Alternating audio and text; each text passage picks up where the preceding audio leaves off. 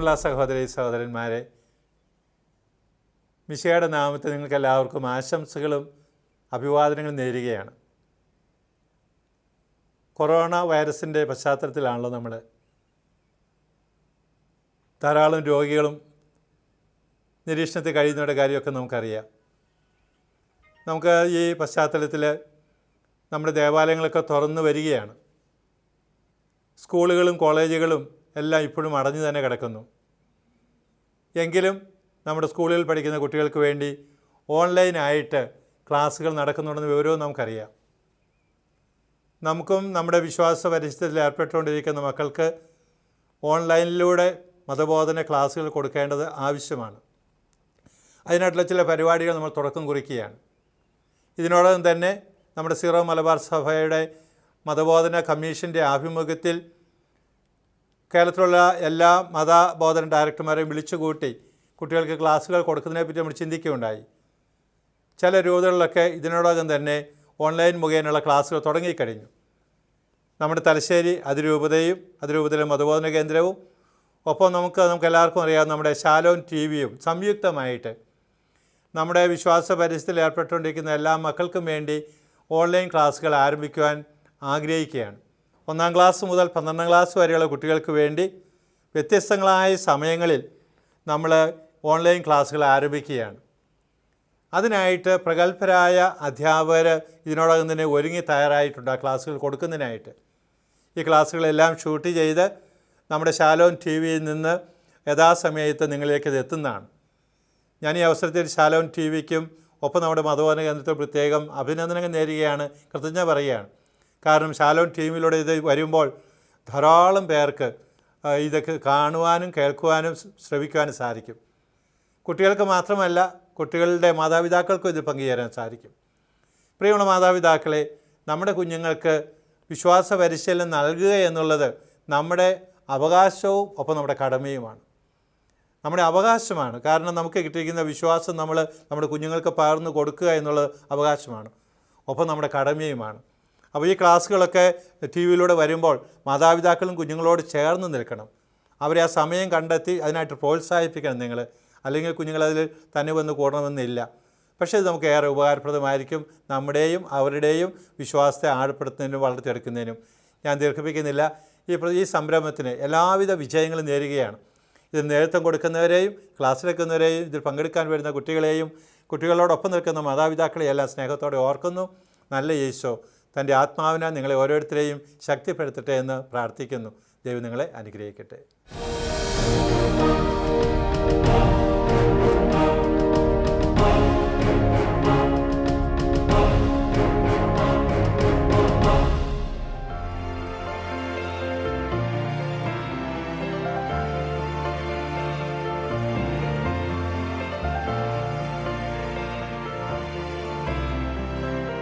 പ്രിയപ്പെട്ട കുട്ടികളെ, എല്ലാവരും വളരെ സന്തോഷത്തിലാണല്ലോ. നമ്മൾ 11-ാം ക്ലാസ്സിലേക്ക് ആദ്യമായി കടന്നിരിക്കുകയാണ്. 10-ാം ക്ലാസ് വരെ വിവിധ കാര്യങ്ങളെക്കുറിച്ച് വേദപാഠമൊക്കെ പഠിച്ചതിന് ശേഷം 11-ാം ക്ലാസ്സിലേക്ക് പുതിയ കുറേ കാര്യങ്ങൾ പഠിക്കാൻ വേണ്ടി കടന്നു വന്നിരിക്കുകയാണ്. ഞാൻ നിങ്ങളെല്ലാവരും അഭിനന്ദിക്കുകയാണ്. കാരണം കഴിഞ്ഞ 10 വർഷമായി ഈശോയെ കുറേ അറിയുവാനും മനസ്സിലാക്കുവാനും സാധിച്ച നിങ്ങൾക്ക് പുതിയ കുറേ കാര്യങ്ങൾ പഠിക്കുവാൻ വേണ്ടിയുള്ള ആഗ്രഹവുമായിട്ട് ഈ 11-ാം ക്ലാസ്സിലേക്ക് കടന്നു വന്നതിനെ ഞാൻ നിങ്ങൾക്ക് എല്ലാവരെയും ആദ്യം തന്നെ അഭിനന്ദിക്കാൻ ഈ അവസരം ഉപയോഗിക്കുകയാണ്. നമ്മൾക്ക് ഈ വർഷം ഒരുപാട് പുതിയ കാര്യങ്ങൾ മനസ്സിലാക്കാം. 1-ാമത്തെ പാഠത്തിൽ നമ്മൾ രക്ഷകനായ യേശു ക്രിസ്തുവിനെയാണ് കാണാൻ വേണ്ടി പോകുന്നത്. യേശുവിലൂടെ എങ്ങനെയാണ് നമ്മൾക്ക് രക്ഷ കൈവരുന്നതെന്നാണ് കാണാൻ വേണ്ടി പോകുന്നത്. അതിനു മുമ്പ് നമുക്ക് ചെറിയൊരു പ്രാർത്ഥന ആയാലോ? എല്ലാവരും ഒന്ന് എണീറ്റ് നിൽക്കാമോ? ഓക്കെ, നിങ്ങളൊന്ന് കണ്ണടച്ച്. ഈശോയെ, ഇന്ന് ഞങ്ങൾ പഠിക്കുവാൻ വേണ്ടി പോകുന്ന ഈ സാഹചര്യത്തെയും ഈ കുട്ടികളെയും അങ്ങേക്ക് സമർപ്പിക്കുന്നു. പുതിയ കുറേ കാര്യങ്ങൾ അറിയുവാൻ വേണ്ടി കടന്നു വന്നിരിക്കുന്ന എല്ലാ കുട്ടികളെയും അങ്ങയുടെ കരങ്ങളിലേക്ക് സമർപ്പിക്കുകയാണ്. രക്ഷകനായ യേശുവിനെ മനസ്സിലാക്കുവാനും അതിൽ നിന്ന് രക്ഷ എങ്ങനെ കൈവരുവാൻ സാധിക്കും എന്ന് പഠിക്കുവാനും സമൂഹത്തിൽ നല്ല കുട്ടികളായി ജീവിക്കുവാൻ വേണ്ടി കടന്നു വന്നിരിക്കുന്ന എല്ലാവരെയും അങ്ങേ കരങ്ങളിലേക്ക് സമർപ്പിക്കുന്നു. ഈശോയെ, ഇവർക്കിത് മനസ്സിലാക്കുവാനുള്ള ശക്തിയും കൃപാവരവും അങ്ങ് നൽകണമേ എന്ന് ഞങ്ങൾ പ്രാർത്ഥിക്കുന്നു. നിത്യം പിതാവും പുത്രനും പരിശുദ്ധാത്മാവുമായി സർവേശ്വര എന്നേക്കും ആമേൻ.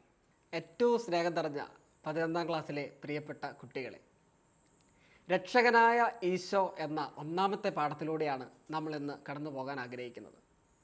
നമ്മളെല്ലാവരും കഴിഞ്ഞ 10 വർഷമായി വേദപാഠം പഠിച്ചവരാണ്.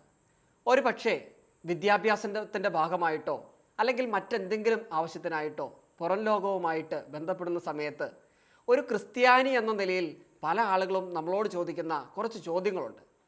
ഇന്നത്തെ ക്ലാസ്സിൽ നമ്മൾ ഡിസ്കസ് ചെയ്യാൻ പോകുന്നതും അതുതന്നെയാണ്. എങ്ങനെയാണ് പല ആളുകളും നമ്മളോട് ചോദിക്കുന്ന ഇത്തരത്തിലുള്ള ചോദ്യങ്ങൾക്ക് മറുപടി പറയുക, അല്ലെങ്കിൽ ഏറ്റവും കൂടുതൽ ആളുകൾ ചോദിക്കാൻ സാധ്യതയുള്ള ചോദ്യം, ആരാണ് യേശു ക്രിസ്തു, എന്തിനാണ് യേശു ക്രിസ്തുവിൽ വിശ്വസിക്കുന്നത്, ഇങ്ങനെയുള്ള ഒട്ടനവധി ചോദ്യങ്ങൾ നമ്മളുടെ ഇടയിലേക്ക് കടന്നു വരാറുണ്ട്. ഇതിനുള്ള ഒരു മറുപടി കൊടുക്കണമെങ്കിൽ വ്യക്തമായ രീതിയിൽ യേശു ക്രിസ്തുവിനെ അറിയേണ്ടതുണ്ട്, രക്ഷകനായ ഈശോനെ മനസ്സിലാക്കേണ്ടതുണ്ട്. അതുകൊണ്ട് തന്നെയാണ് ഈ ഒന്നാമത്തെ പാഠത്തിൽ രക്ഷകനായ യേശു ക്രിസ്തുവിനെ കുറിച്ച് കൂടുതൽ മനസ്സിലാക്കുവാൻ വേണ്ടി നമ്മൾ ആഗ്രഹിക്കുന്നത്. എല്ലാവരും 10ാം ക്ലാസ് കഴിഞ്ഞതിന് ശേഷമാണല്ലോ 11ാം ക്ലാസ്സിലേക്ക് വന്നത്. സ്കൂളുകളിൽ ഫിസിക്സ് പഠിച്ചിട്ടുണ്ടാകുമെന്ന് ഞാൻ വിശ്വസിക്കുകയാണ്. വില്യം ആംബിയറിനെ അറിയാത്തവരായിട്ട് ആരും ഉണ്ടാകത്തില്ല. അദ്ദേഹം ലോകപ്രശസ്തനായ ഒരു ശാസ്ത്രജ്ഞനാണ്, ഒരു ഭൗതിക ശാസ്ത്രജ്ഞനാണ്. അദ്ദേഹം വൈദ്യുതി സംബന്ധമായ പലതരത്തിലുള്ള കണ്ടുപിടുത്തങ്ങൾ നടത്തിയിട്ടുള്ള വ്യക്തിയാണ്. ഒരിക്കൽ ഈ കണ്ടുപിടുത്തങ്ങളെല്ലാം നടത്തിയതിന് ശേഷം മാധ്യമപ്രവർത്തകർ അദ്ദേഹത്തിനോട് ഒരുപാട് ചോദ്യങ്ങൾ ചോദിക്കുവാനിടയായി. അതിലൊരു ചോദ്യം ഇങ്ങനെയായിരുന്നു: താങ്കളുടെ ജീവിതത്തിൽ താങ്കൾ കണ്ടെത്തിയതിൽ ഏറ്റവും വലിയ കാര്യം എന്താണെന്ന്. വിശ്വപ്രമുഖനായ വില്യം ആംബിയർ എന്ന് പറയുന്ന ആ വ്യക്തിയുടെ വായിൽ നിന്ന് താൻ കണ്ടെത്തിയ പല കണ്ടുപിടുത്തങ്ങളെക്കുറിച്ച് ഒരുപാട് കാര്യങ്ങൾ പ്രതീക്ഷിച്ചിരുന്ന മാധ്യമപ്രവർത്തകർക്കെല്ലാം തെറ്റി. അദ്ദേഹം പറഞ്ഞ കാര്യം ഇതായിരുന്നു: എൻ്റെ ജീവിതത്തിൽ ഞാൻ കണ്ടെത്തിയതിൽ വെച്ച് ഏറ്റവും വലിയ കണ്ടുപിടുത്തം നസ്രായനായ യേശുവിനെ എൻ്റെ ജീവിതത്തിലേക്ക് കണ്ടെത്തുവാൻ സാധിച്ചു എന്നതാണ്. നസ്രായനായ ഈശോയെ എൻ്റെ രക്ഷകനാണെന്ന് കണ്ടെത്തിയതാണ് എൻ്റെ ജീവിതത്തിലെ ഏറ്റവും വലിയ കണ്ടുപിടുത്തമെന്ന് ലോകപ്രശസ്തനായ ആ ശാസ്ത്രജ്ഞൻ പറയുകയാണ്. ഞാൻ ഈ ചോദ്യം നിങ്ങളോട് ചോദിച്ചുകൊള്ളട്ടെ. കഴിഞ്ഞ അനേകം വർഷങ്ങളായി വേദപാഠം പഠിച്ചുകൊണ്ടിരിക്കുന്ന നമ്മളുടെ ജീവിതത്തിലേക്ക് രക്ഷകനായ യേശുവിനെ കണ്ടെത്തുവാനോ രക്ഷകനായ യേശുവിൻ്റെ സാന്നിധ്യം മനസ്സിലാക്കുവാനോ നിങ്ങൾക്ക് സാധിച്ചിട്ടുണ്ടോ? ഈ ഒരു ചോദ്യത്തിന് ഉത്തരം നൽകണമെങ്കിൽ ഒട്ടനവധി ചോദ്യങ്ങൾക്ക് ഉത്തരം നാം കണ്ടെത്തേണ്ടതാണ്. വിവിധ കാലഘട്ടങ്ങളിലും വിവിധ ദേശങ്ങളിലുമായി ഈശോയെക്കുറിച്ച് ചില ചോദ്യങ്ങൾ ഉയരുന്നുണ്ട്. ഒന്നാമത്തെ ചോദ്യം ഇതാണ്: യേശു ക്രിസ്തു ആരാണ്? ഈശോ ആരാണ്? 2, ഈശോയുടെ പ്രത്യേകതകൾ എന്തൊക്കെയാണ്? എന്താണ് ഈശോയിൽ നിങ്ങൾ കാണുന്ന, ഒരു ക്രിസ്ത്യാനി എന്ന നിലയിൽ നിങ്ങൾ കാണുന്ന പ്രത്യേകതകൾ എന്തൊക്കെയാണ്? 2, ഈശോയുടെ അല്ലെങ്കിൽ ഈശോ നൽകുന്ന രക്ഷ എങ്ങനെയാണ് നമ്മൾക്ക് ലഭിക്കുന്നത്? എന്താണ് ഈശോ നൽകുന്ന രക്ഷ? അവിടുന്ന് നമ്മുടെ രക്ഷകനാകുന്നത് എങ്ങനെയാണ്? ഈ 4 ചോദ്യങ്ങൾ നമ്മളുടെ മനസ്സിലേക്ക് വരുമ്പോൾ, മറ്റാരെങ്കിലും ചോദിക്കുമ്പോൾ എങ്ങനെ നമ്മൾക്ക് ഒരു ക്രിസ്ത്യാനി എന്ന നിലയിൽ ഉത്തരം നൽകാൻ വേണ്ടി സാധിക്കും? നമുക്ക് ഒന്നാമത്തെ ചോദ്യത്തിലേക്ക് കടക്കാം. ആരാണ് യേശു ക്രിസ്തു? ഈശോ ദൈവപുത്രൻ എന്നാണ് ബൈബിൾ നമ്മൾക്ക് നൽകുന്ന ഏറ്റവും മഹത്തായ ഉത്തരം. ഈശോ ദൈവപുത്രൻ. ഇതിന് ഒരുപാട് സാക്ഷ്യങ്ങളുണ്ട്. ബൈബിളിൽ ഒരുപാട് കാര്യങ്ങൾ നമ്മൾക്ക് ഇതിൽ നിന്ന് മനസ്സിലാക്കേണ്ടതുണ്ട്. ഒന്ന്, ഈശോ ആരാണ് എന്ന ചോദ്യത്തിന് ആർക്കും നൽകാൻ സാധിക്കുന്ന ഏറ്റവും മനോഹരമായ ഉത്തരം ഈശോ ദൈവപുത്രനാണെന്നുള്ള സത്യമാണ്. ഞാൻ ആരാണെന്ന ചോദ്യത്തിന് ശിഷ്യന്മാർ ഈശോയ്ക്ക് കൊടുത്ത മറുപടി എങ്ങനെയാണ്? ഈശോ ശിഷ്യന്മാരോട് ചോദിച്ച സമയത്ത് പത്രോസ് നൽകിയ മറുപടി എങ്ങനെയായിരുന്നു? നീ ജീവനുള്ള ദൈവത്തിൻ്റെ പുത്രനായ ക്രിസ്തുവാണ്. വിശുദ്ധ മത്തായിയുടെ സുവിശേഷം 16-ാം അധ്യായം 16-ാം വാക്യങ്ങളിൽ വളരെ വ്യക്തമായിട്ട് പറയുന്നുണ്ട്, നീ ജീവനുള്ള ദൈവത്തിൻ്റെ പുത്രനായ ക്രിസ്തുവാണ്. എന്താണ് ഇതിൻ്റെ അർത്ഥം? ജീവനുള്ള ദൈവത്തിൻ്റെ പുത്രനായ ക്രിസ്തുവാണ് നമ്മളുടെ യേശു ക്രിസ്തു. ബൈബിളിൽ വ്യക്തമായി ഈ കാര്യങ്ങൾ പറയുന്നു. ഇത് മാത്രമല്ല, ഞാനൊരു ഉദാഹരണം പറഞ്ഞാൽ, നിങ്ങൾ പള്ളിയിൽ പോകുന്ന സമയത്ത്, ഒരുപാട് ആളുകൾ കൂടിയിരിക്കുന്ന സമയത്ത്, നിങ്ങളുടെ മാതാവോ പിതാവോ നിങ്ങളുടെ അടുത്തേക്ക് വരുന്ന സമയത്ത് നിങ്ങളുടെ തോളിൽ തലോടിക്കൊണ്ട് മറ്റുള്ളവരോട് പറയുന്നത് കേൾക്കാം, ഇതെൻ്റെ മകനാണ്. ഏറ്റവും നല്ല വാക്കുകളാണ് അദ്ദേഹം പറയുന്നത്. നിങ്ങളുടെ അച്ഛൻ പറയുന്നത് ശ്രദ്ധിക്കൂ, ഇത് എൻ്റെ മകനാണ്. നിങ്ങൾ നിങ്ങളുടെ കൂട്ടുകാരോട് നിങ്ങളുടെ അച്ഛനെ ചൂണ്ടിക്കൊണ്ട് പറയുന്നത് എന്താണ്? ഇതെൻ്റെ അച്ഛനാണ്, ഞാൻ ബഹുമാനത്തോടെ കാണുന്ന എൻ്റെ അപ്പനാണിത്. വളരെ ഇഷ്ടത്തോടു കൂടിയാണ് നമ്മൾ പറയുന്നത്. ഇതുപോലെ ഒരു അവസരം ബൈബിളിലുണ്ട്. ഈശോയുടെ ജ്ഞാനസ്നാന സമയത്ത് എങ്ങനെയാണ് ദൈവം നമ്മളോട് സംസാരിച്ചത്? സ്നാപയോഹന്നാനിൽ നിന്ന് മാമോദിസ സ്വീകരിക്കുന്ന സമയത്ത് സ്വർഗത്തിൽ നിന്ന് ഒരു സ്വരം കേട്ടതായിട്ട് പറയുന്നു. വിശുദ്ധ മത്തായിയുടെ സുവിശേഷം 3-ാം അധ്യായം 17-ാം വാക്യങ്ങളിൽ പറയുന്നത് എങ്ങനെയാണ്? ഇവൻ എൻ്റെ പ്രിയപുത്രൻ, ഇവനിൽ ഞാൻ സംപ്രീതനായിരിക്കുന്നു. ഇവൻ എൻ്റെ പ്രിയപുത്രൻ. ആരാണ് പറയുന്നത്? പിതാവായ ദൈവം വെളിപ്പെടുത്തി തരികയാണ്, ഇത് എനിക്ക് ഏറ്റവും പ്രിയപ്പെട്ട എൻ്റെ പുത്രനാണ്. ഇതിലപ്പുറം എന്ത് തെളിവാണ് നമുക്ക് വേണ്ടത്? ഈശോ ദൈവപുത്രനാണെന്ന് അവിടെ തന്നെ തെളിയിക്കപ്പെട്ടിരിക്കുകയാണ്.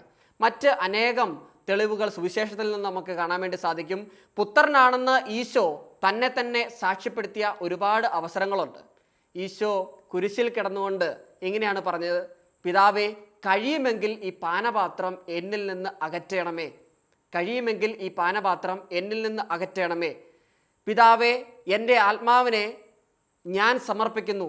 ഈശോ ഈ വാക്കുകളിൽ നിന്നെല്ലാം പറയുന്നത് പിതാവും പുത്രനുമായിട്ടുള്ള ബന്ധം ചൂണ്ടിക്കാട്ടുകയാണ്. സ്നേഹനിധിയായ പിതാവിൻ്റെ, സ്നേഹനിധിയായ ദൈവത്തിൻ്റെ പ്രിയപുത്രനാണ് ഈശോ എന്ന് സുവിശേഷങ്ങളിൽ ഒരുപാട് സ്ഥലങ്ങളിൽ പറയുന്നു. പ്രിയപ്പെട്ട സുഹൃത്തുക്കളെ, നാമും മനസ്സിലാക്കേണ്ടത്, ഈശോ ആരാണെന്ന് ആരെങ്കിലും നമ്മളോട് ചോദിക്കുകയാണെങ്കിൽ ആദ്യം പറയേണ്ട ഉത്തരം ഇതാണ്: ഈശോ ദൈവപുത്രൻ ആണ് എന്ന് തന്നെയാണ്. ജീവനുള്ള ദൈവത്തിൻ്റെ പുത്രനായ യേശു ക്രിസ്തുവിലാണ് നാം വിശ്വസിക്കേണ്ടത്. വിശുദ്ധ മത്തായിയുടെ സുവിശേഷം 16-ാം അധ്യായം 16-ാം വാക്യങ്ങളിൽ വീണ്ടും പറയുന്നത് പോലെ തന്നെ ജീവനുള്ള ദൈവത്തിൻ്റെ പുത്രനായ ക്രിസ്തുവാണ്, യേശു ക്രിസ്തുവിലാണ് നാം വിശ്വസിക്കേണ്ടത്.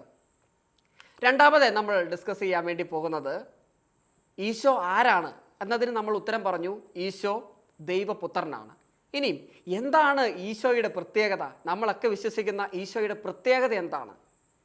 ഈശോ ലോകരക്ഷകനാണ് എന്നതാണ് ഏറ്റവും വലിയ പ്രത്യേകത. ലോകരക്ഷകരാണ്. രക്ഷകരെ ഒരുപാട് പേരെ നമ്മൾ കണ്ടിട്ടുണ്ട്, അല്ലേ? പലതരത്തിലുള്ള രക്ഷകരുണ്ട്. ഒരു ഉദാഹരണം പറഞ്ഞിട്ടുണ്ടെങ്കിൽ, നമ്മളുടെ നാട്ടിൽ പല പ്രശ്നങ്ങളുണ്ടാകുന്ന സമയത്ത് ഈ പ്രശ്നങ്ങളിൽ നിന്നെല്ലാം അതിജീവിക്കാൻ വേണ്ടി ജനങ്ങളെ പ്രാപ്തരാക്കുന്ന കുറേ രക്ഷകരെ നമ്മൾക്ക് കാണാം. സൂര്യൻ അസ്തമിക്കാത്ത സാമ്രാജ്യ ശക്തിയിൽ നിന്നും നമ്മളുടെ രാജ്യത്തെ രക്ഷിച്ച ഒരുപാട് രക്ഷകന്മാരെ നമുക്കറിയാം. അതുപോലെ തന്നെ വിജ്ഞാനമോ വിവേകമോ ഒന്നുമില്ലാതിരുന്ന കാലത്ത് കേരളീയരുടെ പ്രശ്നങ്ങൾ പരിഹരിക്കുവാൻ വേണ്ടി മുന്നിട്ടിറങ്ങിയ ഒരുപാട് നവോത്ഥാന നായകരെ നമുക്കറിയാം. ഇവരൊക്കെ ഒരുപക്ഷെ നമ്മൾ രക്ഷകരെന്ന് വിളിക്കുമായിരിക്കും. പക്ഷെ അവരൊക്കെ നൽകിയ രക്ഷ എന്താണ്? ഒന്ന് ആലോചിച്ച് നോക്കിക്കേ. ഈശോയും അവരും തമ്മിലുള്ള വ്യത്യാസം എന്താണ്? രക്ഷ അവർ നൽകിയത് ഭൗതികമായ രക്ഷയാണ്. ചെറിയ പ്രശ്നങ്ങളിൽ നിന്നുള്ള ഭൗതികമായ രക്ഷയാണ് അവർ പകർന്നു നൽകിയെങ്കിൽ, ഈശോ നമ്മൾക്ക് നൽകുന്നത് ആത്മീയമായ രക്ഷയാണ്. നമ്മളുടെ പാവങ്ങളിൽ നിന്നുള്ള മോചനമാണ് ഈശോ നമ്മൾക്ക് നൽകുന്നത്. അതാണ് ഈശോ നൽകുന്ന രക്ഷയുടെ ഏറ്റവും വലിയ പ്രത്യേകത. പിതാവായ ദൈവം തൻ്റെ പ്രിയപുത്രനായ ഈശോയെ ലോകത്തിലേക്ക് അയച്ചത് ലോകത്തിന് രക്ഷ കൈവരുവാൻ വേണ്ടിയാണ്. നമ്മെ പാപത്തിൻ്റെ ബന്ധനത്തിൽ നിന്ന് മോചിപ്പിച്ച് ദൈവിക ജീവനിൽ പങ്കുകാരാക്കുവാൻ വേണ്ടിയാണ് അവിടുന്ന് മനുഷ്യനായി അവതരിച്ചത്. ആദി മാതാപിതാക്കൾ പാപം ചെയ്തതോടെ ലോകത്തിലേക്ക് പാപം ഉത്ഭവിക്കുകയാണ്. അങ്ങനെ ഈ പാപത്തിൽ നിന്നുള്ള ആത്യന്തികമായ ഒരു രക്ഷ വേണമെന്ന് ദൈവം ആഗ്രഹിച്ചതുകൊണ്ട് തന്നെയാണ് നമ്മൾക്ക് യേശു ക്രിസ്തുവിനെ രക്ഷകനായി നൽകിയത്. അതുകൊണ്ട് രക്ഷ എന്ന വാക്കുകൊണ്ട് എന്താണ് അർത്ഥമാക്കുന്നത്?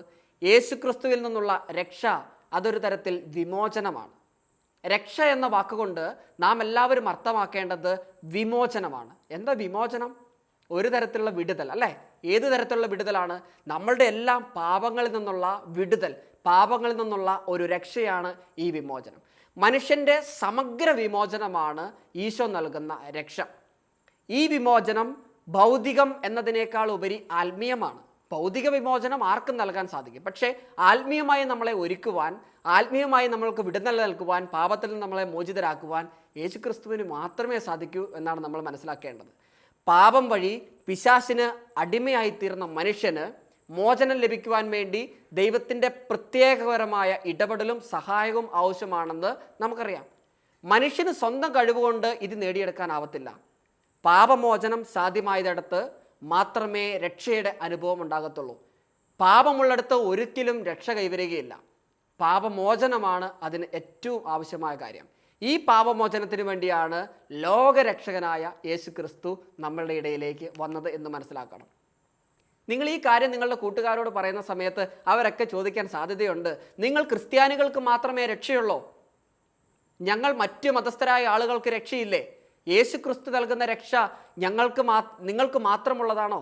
ഞങ്ങളെപ്പോലെയുള്ള അക്രൈസ്തവരായ ആളുകൾക്ക് രക്ഷയില്ലേ എന്ന് ചോദിക്കാൻ സാധ്യതയുണ്ട്. എന്ത് മറുപടി തരും? നിങ്ങൾ തന്നെ പറയാം. നമുക്ക് ചെറിയൊരു ഡിസ്കഷൻ ആകാം. യേശു ക്രിസ്തുവിൻ്റെ രക്ഷ ക്രിസ്ത്യാനികൾക്ക് മാത്രമുള്ളതാണോ? അതൊരു വല്ലാത്ത ചോദ്യമാണല്ലേ. യേശു ക്രിസ്തുവിൻ്റെ രക്ഷ ക്രിസ്ത്യാനികൾക്ക് മാത്രം ഉള്ളതല്ല. അതുകൊണ്ടാണ് നമ്മൾ പറയുന്നത് യേശു ലോകരക്ഷകനാണ്. എൻ്റെ മാത്രം രക്ഷകനല്ല, യേശു ലോകരക്ഷകനാണ്. ക്രിസ്തുവിൽ വിശ്വസിക്കുന്നവർക്ക് ദൈവത്തിൻ്റെ മക്കളായവർക്ക് ഈശോ വിമോചനം നൽകുന്നു, പാപത്തിൽ നിന്ന് വിമോചനം നൽകുന്നു. അതുപോലെ തന്നെ സത്പ്രവർത്തികളിലൂടെ ജീവിക്കുന്ന എല്ലാ ആളുകൾക്കും, അത് ക്രിസ്ത്യാനി ആകണമെന്നില്ല, ഹിന്ദുവാകാം, മുസൽമാനാകാം, നമ്മളുടെ അക്രൈസ്തവരായ ഏത് സഹോദരങ്ങളാണെങ്കിലും സത്പ്രവൃത്തിയാണ് അതിൽ ഏറ്റവും പ്രധാനപ്പെട്ടത്. നിങ്ങൾ നല്ല പ്രവൃത്തി ചെയ്യുന്നുണ്ടോ, ദൈവം ഈശോയിലൂടെ നമ്മൾക്ക് വിമോചനം നൽകും. ഏത് തരത്തിലുള്ള പാപത്തിൽ നിന്നും വിമോചനം നൽകുവാൻ വേണ്ടി യേശു ക്രിസ്തു നമുക്ക് വേണ്ടി കുരിശിൽ മരിച്ചതുകൊണ്ട് തന്നെ. പ്രബോധനങ്ങളും സത്പ്രവൃത്തികളും വഴി ലോകത്തെ നവീകരിക്കുവാൻ ശ്രമിച്ചിട്ടുള്ള അനേകം വ്യക്തികളുണ്ട്. എന്നാൽ ഇവർക്കാർക്കും പാപത്തിൽ നിന്ന് നമ്മളെ മോചിതരാക്കാൻ സാധിച്ചില്ല എന്ന് വേണം മനസ്സിലാക്കാൻ. ഗാന്ധിജിക്ക് സാധിച്ചിട്ടുണ്ടോ? നെൽസൺ മണ്ടേലയ്ക്ക് സാധിച്ചിട്ടുണ്ടോ? കേരളത്തിലെ ഏതെങ്കിലും നവോത്ഥാന നായകർക്ക് പാപങ്ങളിൽ നിന്നുള്ള മോചനം ലഭ്യമാക്കി തരാൻ സാധിച്ചിട്ടുണ്ടോ? ഇല്ല. അങ്ങനെ ലോകത്ത് പാപമോചനം ലഭ്യമാക്കി തന്ന ഒരേ ഒരു രക്ഷകനേ ഉള്ളൂ. അത് ക്രിസ്ത്യാനിക്കായിക്കോട്ടെ, മുസൽമാനായിക്കോട്ടെ, ഹിന്ദു സഹോദരങ്ങളായിക്കോട്ടെ, അവരെല്ലാം ഒന്നടങ്കം പറയുന്ന കാര്യമാണ്, ലോകത്തിന് വേണ്ടി എല്ലാ പാപങ്ങളും നെഞ്ചിലേറ്റി ക്രൂസിൽ മരിച്ച നമ്മൾ വിശ്വസിക്കുന്ന യേശു ക്രിസ്തു തന്നെയാണ്. ഒരു പ്രത്യേക ദേശത്തിനോ വംശത്തിനോ കാലത്തിനോ വേണ്ടി ആയിരുന്നില്ല യേശു ക്രിസ്തു കുരിശിൽ മരിച്ചത്. പക്ഷേ ലോകം മുഴുവനും രക്ഷ നൽകുന്നതിന് വേണ്ടി, ലോകം മുഴുവൻ രക്ഷ പ്രാപിക്കുന്നതിനു വേണ്ടി, പാപങ്ങളിൽ നിന്നുള്ള അത്യന്തപരമായ വിമോചനത്തിനു വേണ്ടി അദ്ദേഹം ക്രൂസിൽ മരിച്ചു. അങ്ങനെയാണ് യേശു ലോകരക്ഷകനായി മാറിയത്. എന്തുകൊണ്ടാണ് യേശുവിനെ ലോകരക്ഷകൻ എന്ന് പറയുന്നത് എന്ന് ചോദിച്ചാൽ ഏറ്റവും ആദ്യം നമ്മൾ കൊടുക്കേണ്ട മറുപടി ഇത് തന്നെയായിരിക്കണം. അപ്പോൾ പ്രിയപ്പെട്ട കൂട്ടുകാരെ, നിങ്ങൾ ഒരു കാര്യം ഓർക്കണം. നിങ്ങൾ സുഹൃത്തുക്കൾ നിങ്ങളോട് ചോദിക്കാം, യേശു ക്രിസ്തു രക്ഷ നൽകിയത് ക്രിസ്ത്യാനികൾക്ക് മാത്രമാണോ? ഒന്ന് പറഞ്ഞേ, ക്രിസ്ത്യാനികൾക്ക് വേണ്ടി മാത്രമാണോ? അല്ല. യേശു ക്രിസ്തു രക്ഷ നൽകിയത്, ക്രൂശിതനായ യേശു ക്രിസ്തു രക്ഷ നൽകിയത് ലോകം മുഴുവനു വേണ്ടിയാണ്. അടുത്തതായി നമ്മൾ കാണാൻ വേണ്ടി പോകുന്നത് യേശു ഏകരക്ഷകൻ. ഒരേ ഒരു രക്ഷകനേ ഉള്ളൂ നമുക്ക്, അത് യേശു ക്രിസ്തുവാണ്. മറ്റാരിലും നമ്മൾക്ക് രക്ഷ കാണുവാൻ വേണ്ടി സാധിക്കുന്നില്ല. ലോകരക്ഷകനായ ഈശോ ഏകരക്ഷകനാണ്. ലോകത്തിൽ അനേകം മതങ്ങളുണ്ട്, മതസ്ഥാപകരുണ്ട്, മത നേതാക്കളുണ്ട്. ഇവരെല്ലാവരും ദൈവത്തെക്കുറിച്ച് പഠിക്കുന്നുണ്ട്. ഇവരെല്ലാവരും ഒന്നടങ്കം ദൈവത്തെക്കുറിച്ച് പഠിപ്പിക്കുന്നുമുണ്ട്. എങ്കിൽ പിന്നെ ഈശോ ഏകരക്ഷകനാണെന്ന് പറയുന്നതിൻ്റെ അർത്ഥം എന്താണ്? ഈശോ ശിഷ്യന്മാരോട് പറഞ്ഞു, വഴിയും സത്യവും ജീവനും ഞാനാണ്. എന്നിലൂടെ അല്ലാതെ ആരും പിതാവിൻ്റെ അടുക്കിലേക്ക് പോകുന്നില്ല. ഒന്നും കൂടെ ഞാൻ നിങ്ങളെ ഓർമ്മിപ്പിക്കാം. ഈശോ പറഞ്ഞത് എങ്ങനെയാണ്? വഴിയും സത്യവും ജീവനും ഞാനാണ്. എന്നിലൂടെ അല്ലാതെ ആരും പിതാവിൻ്റെ അടുക്കിലേക്ക് വരുന്നില്ല. വിശുദ്ധ യോഹന്നാൻ്റെ സുവിശേഷത്തിൽ 14-ാം അധ്യായം 6-ാം വാക്യങ്ങളിൽ ഇത് വളരെ വ്യക്തമായിട്ട് പറയുന്നു. ഇതിലൂടെ രക്ഷയിലേക്കുള്ള ഏക മാർഗം താനാണെന്ന് യേശു ക്രിസ്തു നമ്മളെ പഠിപ്പിക്കുകയാണ്. അപ്പം യേശു ക്രിസ്തുവിലെ പിതാവിലേക്കുള്ള വഴിയായ, രക്ഷയിലേക്കുള്ള വഴിയായ ഏകമാർഗം ഏതാണ്? ഏകമാർഗം യേശു ക്രിസ്തു തന്നെയാണ്. മറ്റാരിലും രക്ഷയില്ല. ആകാശത്തിന് കീഴെ മനുഷ്യരുടെ ഇടയിൽ നമുക്ക് രക്ഷയ്ക്ക് വേണ്ടി മറ്റൊരു നാമവും നൽകപ്പെട്ടിട്ടില്ല, യേശു ക്രിസ്തുവിൻ്റെ നാമമല്ലാതെ.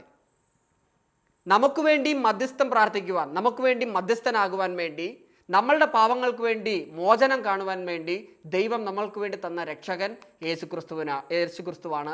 അതുകൊണ്ട് തന്നെയാണ് യേശു ക്രിസ്തുവിനെ ഏകരക്ഷകൻ എന്ന് നമ്മൾ പറയുന്നത്. പ്രിയപ്പെട്ട കൂട്ടുകാരെ, വിശുദ്ധ പൗലോസ് അപ്പസ്തോലൻ പറയുന്നത് എങ്ങനെയാണ്? അവനിൽ സ്വർഗത്തിലും ഭൂമിയിലുമുള്ള ദൃശ്യവും അദൃശ്യവുമായ എല്ലാ വസ്തുക്കളിലും സൃഷ്ടിക്കപ്പെട്ടു. സ്വർഗത്തിലും ഭൂമിയിലുമുള്ള എല്ലാ വസ്തുക്കളെയും അവനിലൂടെ അവിടുന്ന് അനുരഞ്ജനപ്പെടുത്തുകയും അവൻ കുരിശിൽ ചിന്തിയ രക്തം വഴി സമാധാനം സ്ഥാപിക്കുകയും ചെയ്തു. ഒന്ന് നോക്കിക്കേ, ലോകം മുഴുവൻ സമാധാനം സ്ഥാപിച്ചത് ആരാണ്? രക്ഷകനായ യേശുക്രിസ്തു തന്നെയാണ്. ഈ യേശുക്രിസ്തുവിലാണ് നമ്മൾ വിശ്വസിക്കുന്നത്. അതുകൊണ്ട് തന്നെ ലോകത്തിന് രക്ഷ നൽകിയ ഏക വ്യക്തി അത് യേശുക്രിസ്തുവാണ് എന്നുള്ള കാര്യം ഓർക്കുക. ലോക മതങ്ങളിലെല്ലാം രക്ഷയിലേക്ക് നയിക്കുന്ന ഒരു രക്ഷകനെക്കുറിച്ചുള്ള പ്രതീക്ഷയുണ്ടായിരുന്നു. എല്ലാ മതങ്ങളിലും ഉണ്ട്. രക്ഷയിലേക്ക് നയിക്കുന്ന ഒരു രക്ഷകനെക്കുറിച്ച് എല്ലാ മതങ്ങളും പഠിപ്പിക്കുന്നുണ്ട്. അതിനെക്കുറിച്ചുള്ള ഒരു പ്രതീക്ഷ എല്ലാ മതങ്ങളും നൽകുന്നുണ്ട്. ആ മതങ്ങളിൽ പ്രതിബിംബിക്കുന്ന സത്യത്തിൻ്റെ കിരണങ്ങളാണ് ഈ പ്രതീക്ഷ ഉളവാക്കിയത്. അതിനാൽ ഇത്തരം മതങ്ങൾ ദൈവാന്വേഷണത്തിൻ്റെ മാർഗങ്ങളായി എന്ന് നമുക്ക് കാണാൻ വേണ്ടി സാധിക്കും. ഏകരക്ഷകനായ ഈശോയെ അറിഞ്ഞ് അനുകരിച്ച് ജീവിക്കുന്നവർക്ക് നേരിട്ട് രക്ഷയുടെ അനുഭവത്തിൽ എത്തിച്ചേരാൻ വേണ്ടി സാധിക്കുകയാണ്. അറിയാൻ അവസരം ലഭിക്കാത്ത ആളുകളാകട്ടെ, എന്ന് വെച്ചാൽ നമ്മളുടെ കൂട്ടുകാർക്ക്, മറ്റു മതസ്ഥർക്ക് അറിയാനുള്ള അവസരങ്ങൾ ലഭിക്കുന്നത് വളരെ വിരളമാണ്. എന്നിരുന്നാൽ തന്നെ മറ്റു പല മതസ്ഥരായ ആളുകളും യേശുക്രിസ്തുവിനെ അറിയാൻ വേണ്ടി ഒരുപാട് സമയം ഉപയോഗിക്കുന്നു എന്നും അറിയാൻ സാധിക്കുന്നുണ്ട്. പ്രിയപ്പെട്ട സുഹൃത്തുക്കളെ, യേശുക്രിസ്തുവിനെ അറിയാൻ അവസരം ലഭിക്കാത്തവർക്കാകട്ടെ അവരുടെ സത്പ്രവൃത്തികൾക്ക് അനുസൃതം ദൈവത്താൽ രക്ഷിക്കപ്പെടുന്നവരായിട്ട് മാറാൻ അവസരം ലഭിക്കുകയാണ്. അപ്പം നിങ്ങളുടെ കൂട്ടുകാരോട് പറയേണ്ടത്, സുവിശേഷ പ്രഘോഷണം നടത്തുന്ന സമയത്ത് പറയേണ്ടത് എന്താണ്? നിങ്ങൾ സത്പ്രവൃത്തികൾ ചെയ്യുക, നല്ല പ്രവൃത്തികൾ ചെയ്യുക. നിങ്ങളുടെ നല്ല പ്രവൃത്തികൾ നിങ്ങൾക്ക് രക്ഷ നൽകും. ഈശോ പറഞ്ഞു, വഴിയും സത്യവും ജീവനും ഞാനാണ്, എന്നിലൂടെ അല്ലാതെ ആർക്കും രക്ഷ പ്രാപിക്കാൻ സാധിക്കത്തില്ല. അതുകൊണ്ട് ഒരു ക്രിസ്ത്യാനിയായ നാം ഏറ്റവും ഉറച്ചു വിശ്വസിക്കേണ്ടത് വഴിയും സത്യവും ജീവനുമായ യേശുക്രിസ്തുവിലാണ്. ഇനി നാലാമതായി നമ്മൾ കാണാൻ വേണ്ടി പോകുന്നത് ഈശോ എൻ്റെ രക്ഷകൻ. ഞാൻ എല്ലാവരോടും ഒരു കാര്യം ചോദിച്ചു കൊള്ളട്ടെ, നിങ്ങളുടെ ജീവിതത്തിൽ എപ്പോഴെങ്കിലും യേശുക്രിസ്തു ഒരു രക്ഷകനായി വന്നിട്ടുണ്ടോ? ആർക്ക് ആൻസർ പറയാൻ വേണ്ടി സാധിക്കുക? എപ്പോഴെങ്കിലും നിങ്ങളുടെ ജീവിതത്തിൽ യേശുക്രിസ്തു ഒരു രക്ഷകനായി വന്നു, യേശുക്രിസ്തു എന്നെ സൗഖ്യപ്പെടുത്തി, എൻ്റെ പാപത്തിൽ നിന്നും മോചനം നൽകിയെന്ന് എപ്പോഴെങ്കിലും തോന്നിയിട്ടുണ്ടോ? ആർക്കെങ്കിലും ഉണ്ടെങ്കിൽ പറയാം. തീർച്ചയായും ഒരുപാട് അവസരങ്ങൾ, അല്ലേ? സാറിൻ്റെ ജീവിതത്തിലും ഉണ്ടായിട്ടുണ്ട് ഒരുപാട് അവസരങ്ങൾ.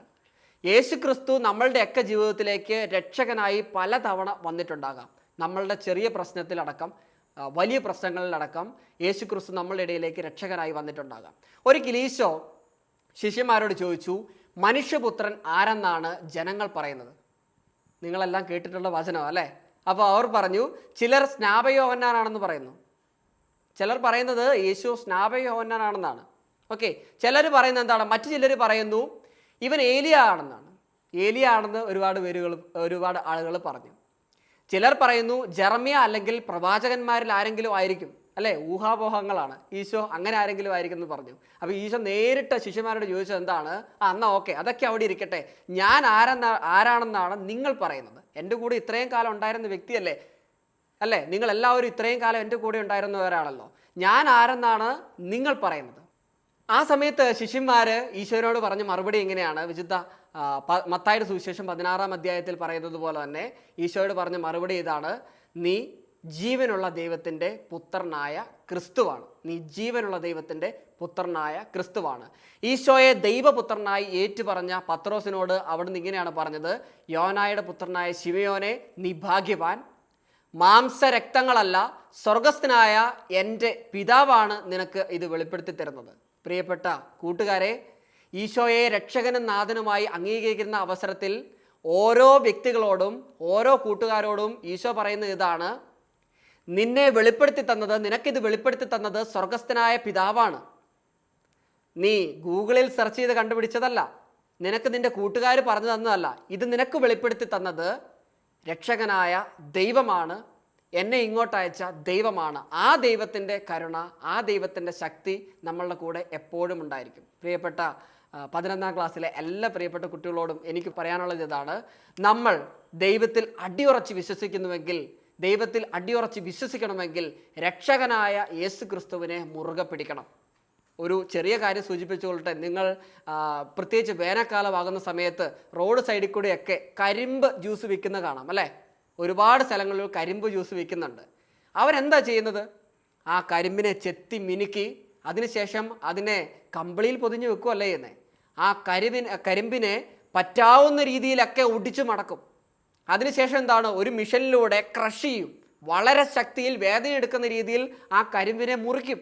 അതിനുശേഷം ആ കരിമ്പിനെ പിഴിയും, വീണ്ടും അതിനെ ചതയ്ക്കും. ഇത്രയൊക്കെ സഹനങ്ങൾ നൽകിയാലും അതിൽ നിന്ന് വരുന്ന കരിമ്പിൻ ജ്യൂസ് അത് കുടിക്കുമ്പോൾ ഒരു സുഖം, അല്ലേ, അത് പറയാൻ പറ്റത്തില്ല. അത്രയും മാധുര്യമുള്ള കരിമ്പിൻ ജ്യൂസാണ് നമുക്ക് ലഭിക്കുന്നത്. പ്രിയപ്പെട്ട സുഹൃത്തുക്കളെ, പല പീഡനങ്ങളും സഭ ഇന്ന് ഏറ്റുകൊണ്ടിരിക്കുന്ന സമയത്ത് ക്രിസ്തുവിൽ അടിയുറച്ച് വിശ്വസിക്കുന്ന ഓരോ ക്രിസ്ത്യാനിയും മനസ്സിലാക്കേണ്ട കാര്യം ഇതാണ്: എത്രയേറെ പീഡനങ്ങൾ ഏറ്റാലും എൻ്റെ ഉള്ളിലുള്ളത് മാധുര്യമുള്ള, മധുരമുള്ള, ശക്തനായ യേശു ക്രിസ്തുവാണ്.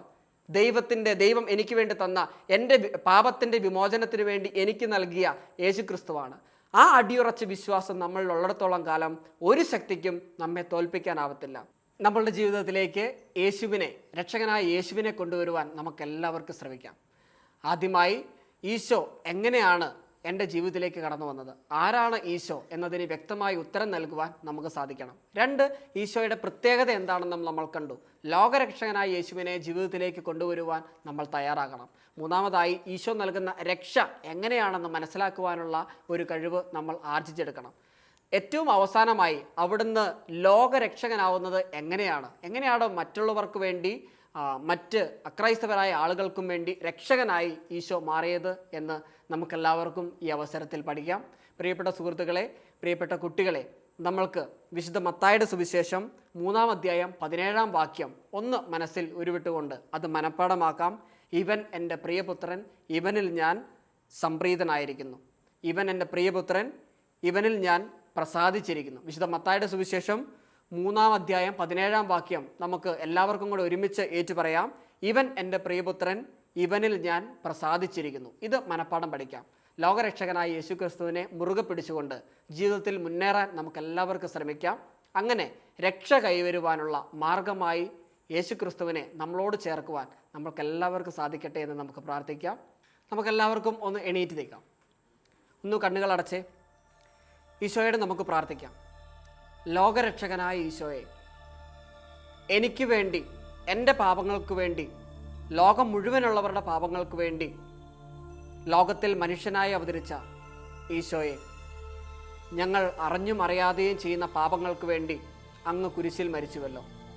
ലോകരക്ഷകനായി എല്ലാവരുടെയും സൗഖ്യത്തിനു വേണ്ടി സ്വജീവൻ ത്യാഗം ചെയ്തുകൊണ്ട് എന്നും ഞങ്ങളുടെ കൂടെ ആയിരിക്കുന്ന ഈശോയെ, രക്ഷയുടെ മാർഗം പഠിപ്പിക്കുവാനും രക്ഷയിൽ ജീവിതം മുഴുവൻ വ്യാപരിക്കുവാനും ഒരു നല്ല വിദ്യാർത്ഥിയായി ജീവിതം മുഴുവൻ മറ്റുള്ളവർക്ക് ഉപകാരപ്പെടുന്ന രീതിയിൽ നല്ല വ്യക്തിയായി ജീവിക്കുവാനുമുള്ള കൃപാവരം ഞങ്ങൾക്ക് ഏവർക്കും നൽകണമേ.